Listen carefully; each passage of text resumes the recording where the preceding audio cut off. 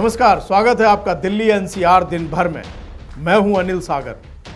हम दिखाएंगे आपको दिन भर की सभी अहम खबरें। आइए डालते हैं एक नजर सुर्खियों पर।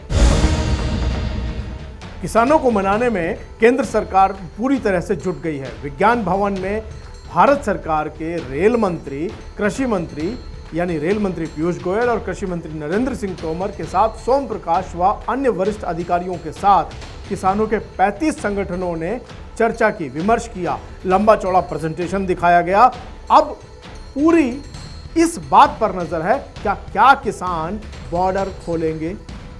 एमएसपी बरकरार रहेगी, ये भरोसा दिया जा रहा है। इसके बावजूद सवाल है, क्या किसान केंद्र सरकार यानी दिल्ली दरबार के संघर्ष में जीत का जश्न मनाएंगे या बॉर्डर लॉक करके अनशन आगे बढ़ाएंगे।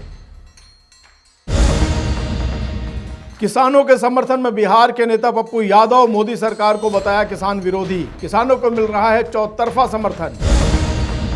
दिल्ली में कोरोना की जांच हुई सस्ती। प्राइवेट लैब में कुल 800 रुपए में करवा सकेंगे RT-PCR टेस्ट, लेकिन होम कलेक्शन के लिए देना होगा 1200 रुपए। दिल्ली में कोरोना का कहर बरकरार। ठीक हुए मरीजों को दोबारा हो रहा है कोरोना, चिंता की बात। तिहाड़ जेल में बंद कैदी की चाकू से गोद कर हत्या। सवालों के घेरे में जेल प्रशासन।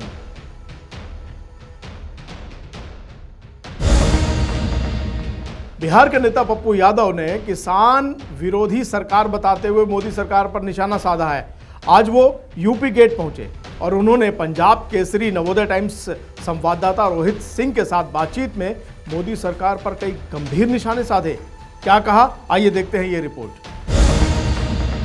आज का मकसद क्या है किसान यूनियन को? पहले तो मैं आपको बता दूं कि इस कानून के खिलाफ बिहार में बहुत पहले लड़ाई हम लोगों ने लड़ चुके हैं।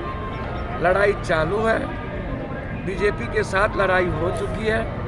बीजेपी कंप्लीट रूप से पूंजीपतियों के मुनाफे के लिए सभी तरह के कानून को लाया है और किसानों के हित को दरकिनार किया है। एमएसपी सवाल नहीं है, आप मूल्य निर्धारित कर दो और किसानों को कीमत दे दो, कृषि को उद्योग का दर्जा दे दो और किसान को अपने फसल का कीमत लगाने का अधिकार दे दो। अब तो बिचौलिए और बाजार को दिए हुए हो और अब आप पूंजीपतियों को बीच में रख दिए हो। तो तीन कानून, तीनों ये पूंजीपतियों के लिए लाए गए और किसानों को मारने के लिए लाए गए और आतंकवादी समझता है किसान को। FIR लॉन्च किया गया है किसानों के खिलाफ। मैं समझता हूं कि सरकार को FIR वापस लेना चाहिए, बिना किसी ब्लैकमेलिंग के किसान से बात करनी चाहिए और प्रेशर किसानों पर नहीं देना चाहिए। जो आज सरकार के साथ किसानों की बातचीत है, आपको लगता है वो छलावा है या कोई धोखा है, किस तरह है? चौधरी चरण सिंह का वो पंक्ति याद करिए ना, उन्होंने कहा था कि जब अखबार किसी नेताओं के पक्ष में और मीडिया दिखाने लगे किसान के नेताओं के हित में, तो समझना कि किसान को बेच दिया। और किसान यदि समझौता कर ले सरकार से, तो समझना कि किसान बिक गया। कृषि कानूनों के विरोध में दिल्ली के 5 प्रवेश द्वारों पर किसान बैठे हुए हैं और इनके समर्थन में सभी वर्ग के लोग दिखाई दे रहे हैं। सिंगर रुपिंदर हांडा भी इनके समर्थन में पहुंची और उन्होंने क्या कहा, कैसे समर्थन दिया, ये रिपोर्ट आपको बताएगी। कृषि कानूनों के खिलाफ दिल्ली की दोनों सीमाओं पर बैठे किसानों का प्रदर्शन और ज्यादा तेज हो गया है। खबर है कि पंजाब से और भी किसान इस प्रदर्शन में जुड़ने के लिए निकल पड़े हैं। ऐसे में किसानों के प्रदर्शन में सिंगर रुपेंद्र हांडा भी शामिल हुई हैं और उन्होंने किसानों का समर्थन किया है। जिंदाबाद किसान एकता जिंदाबाद। ए जज्बा जड़ा मैं बस इको ही गल कहना चाहूंगी, मैं इस वेले बड़ी इमोशनल हाँ क्योंकि जेड़ा जज्बा मैं वेख्या साडे बजुर्गों का, ਜਦੋਂ ਅਸੀਂ ਪਹਿਲਾ ਸਟਾਪ ਅਸੀਂ ਲਿਆ, ਜਦੋਂ ਇਸ ਧਰਨੇ ਦੇ ਵਿੱਚ ਅਸੀਂ ਸ਼ਾਮਲ ਹੋਣਾ ਸੀ, ਕਿ ਪਹਿਲਾ ਸਟਾਪ ਸੀਗਾ ਉੱਥੇ ਬੀਬੀਆਂ ਦਾ ਜਿਹੜਾ ਅਸੀਂ ਜੋਸ਼ ਵੇਖਿਆ, ਸਾਡੇ ਬਜ਼ੁਰਗਾਂ ਦਾ ਜੋਸ਼, ਜਿਹੜੇ 80 ਸਾਲ ਦੇ ਬਜ਼ੁਰਗ ਉੱਥੇ ਬੈਠੇ ਆ ਬਿਨਾਂ ਕਿਸੇ ਮੱਥੇ ਤੇ ਤਿਉੜੀ ਨਹੀਂ ਹੈਗੀ ਉਹਨਾਂ ਦੇ, ਤੇ ਉਹ ਜਜ਼ਬਾ ਜਿਹੜਾ ਉਹਨੂੰ ਸਲਾਮ ਕਰਨ ਦਾ ਮਨ ਕਰਦਾ ਹੈ। ਔਰ ਮੈਂ ਕਹਿੰਦੀ ਹਾਂ ਕਿ ਮੈਨੂੰ ਮਾਣ ਹੈ ਕਿ ਮੈਂ ਸਿੱਖ ਕੌਮ ਦੇ ਵਿੱਚ ਪੈਦਾ ਹੋਈ ਹਾਂ, ਔਰ ਮੈਂ ਰਹਿੰਦੀ ਦੁਨੀਆ ਜਦੋਂ ਤੱਕ ਮੇਰਾ ਸਾਹ ਹੈਗਾ, ਰਹਿੰਦੇ ਅਖੀਰਲੇ ਸਾਹ ਤੱਕ ਮੈਂ ਉਸ ਪਰਮਾਤਮਾ ਦੀ ਬਹੁਤ ਬਹੁਤ ਧੰਨਵਾਦੀ ਹੋਊਂਗੀ ਕਿ ਮੈਨੂੰ ਐਸੀ ਕੌਮ ਦੇ ਵਿੱਚ ਜਨਮ ਮੈਨੂੰ ਮਿਲਿਆ। ਸੋ ਇਸੇ ਦੇ ਨਾਲ ਵਾਹਿਗੁਰੂ ਜੀ ਕਾ ਖਾਲਸਾ, ਵਾਹਿਗੁਰੂ जी की फतेह। रुपिंदर हांडा ने ये वीडियो अपनी इंस्टाग्राम अकाउंट पर शेयर किया है। रुपिंदर हांडा के इस पोस्ट पर लोग खूब कमेंट कर रहे हैं और अपनी प्रतिक्रिया दे रहे हैं। बता दें, प्रदर्शनकारियों ने दिल्ली में प्रवेश के 5 रास्ते ब्लॉक करने की धमकी दी है। इससे पहले सोमवार को केंद्रीय गृह मंत्री अमित शाह कृषि मंत्री से मिले थे। किसानों द्वारा सरकार की वार्ता की पेशकश ठुकरा दिए जाने के 24 घंटे के भीतर दोनों नेताओं की ये दूसरी मुलाकात है। वहीं अब दोबारा किसान संगठनों की मीटिंग कृषि मंत्री के साथ रखी गई है। Bureau report, Punjab Kesari group, Delhi. Delhi में कोरोना का कहर जो है वो उसका ग्राफ कभी बढ़ता है कभी नीचे होता है। मौत कल कुछ ज़्यादा हुई। अब एक बात राहत की है, वो ये कि सरकार ने जो RT-PCR टेस्ट है उसकी जो दरें हैं यानी उसकी कीमत है उसे कम कर दिया है। प्राइवेट लैब में यदि कोई भी संभावित व्यक्ति ये टेस्ट करवाता है तो उसे 2400 रुपये नहीं देने पड़ेंगे।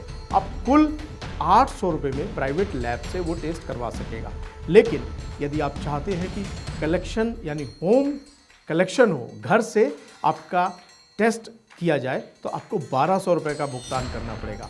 हमारी इस विशेष रिपोर्ट में हम दिखाते हैं आपको।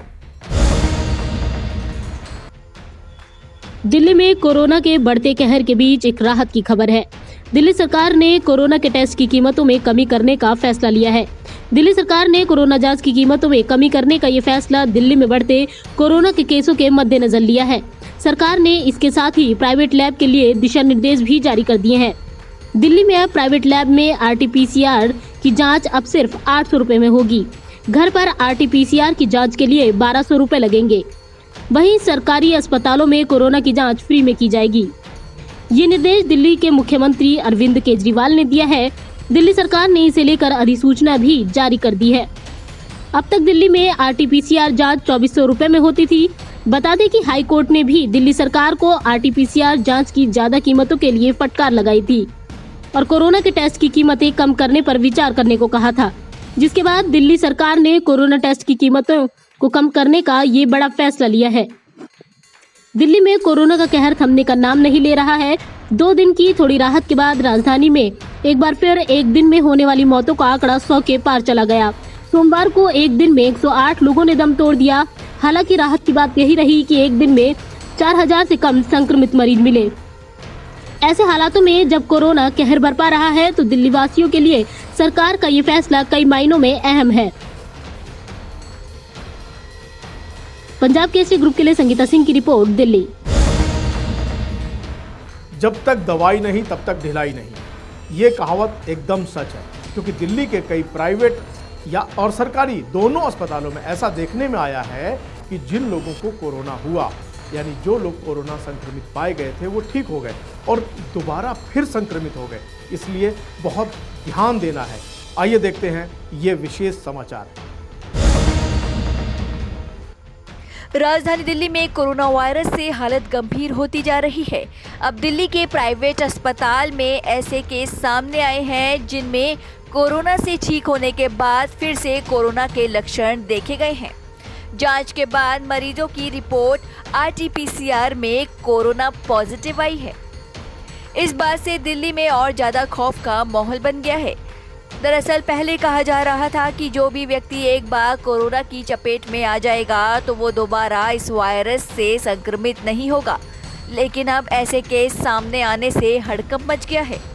बता दें, दिल्ली के एक बड़े अस्पताल की महिला स्वास्थ्यकर्मी को 2 महीने पहले कोरोना हो चुका था, लेकिन दोबारा पिछले दिनों तेज बुखार से पीड़ित हो गई थी, जिसके बाद जांच कराने में वो दोबारा कोरोना पॉजिटिव आई है। वहीं दूसरे मरीज में शराब पीने के कारण लीवर की समस्या और मधुमेह की शिकायत थी, उसकी भी दोबारा कोरोना पॉजिटिव रिपोर्ट आई है। अब ऐसे केस दिल्ली में देखे जा रहे हैं। इन मामलों के बाद दिल्ली में वो लोग भी सतर्क हो गए हैं जो कोरोना पॉजिटिव एक बार हो चुके हैं।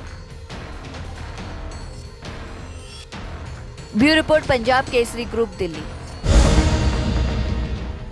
एशिया की सबसे सुरक्षित कही जाने वाली तिहाड़ जेल में एक बार फिर बहुत गंभीर मामला सामने आया है। एक कैदी जिसका नाम दिलशेर है, उसे जेल में ही मार दिया गया। आइए देखते हैं ये रिपोर्ट।